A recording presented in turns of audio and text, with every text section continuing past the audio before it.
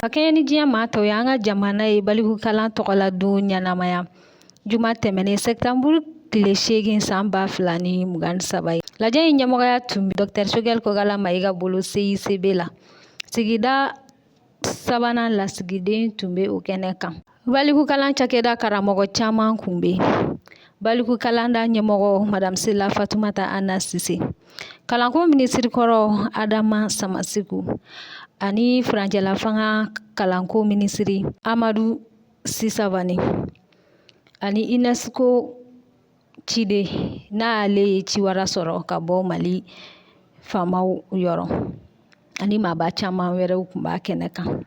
A lajɛ in kun ye walasa an ka se ka an ka kanw don ba la, walasa an ka se ka baara kɛ n'u ye, an ka jamana ka se ka yiriwa.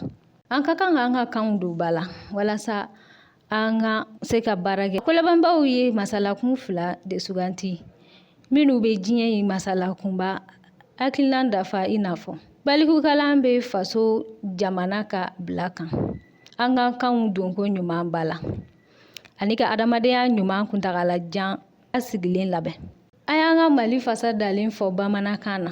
A ka kuma daminɛ Dr Choguel Kokala Mayiga ye foli ni tasibila kɛ ka ɲɛsin an ka jamanadenw n'an ka lakanabɔ minnu ɲɛ minɛna ka sababu kɛ mugujugu fililen Tɔnbɔkutu bato kan Banbani Ararusu ni ɲɔgɔn cɛ alamisa tɛmɛnen sɛtanburu tile 7 san 2023 in kɔnɔ. An bɛ dugawu k'u ye Ala k'u dɔyɔrɔ sumaya, Ala ka jamana sumaya. Ninnu de tun b'an bolo kibaruyaw la ka lase aw ma ka bɔ balikukalan laɲɛnamayali siraw fɛ. Aw k'an bɛn wagati wɛrɛ nin kɛnɛ nin kan. 22 36 83 ou le 20 22 57 67.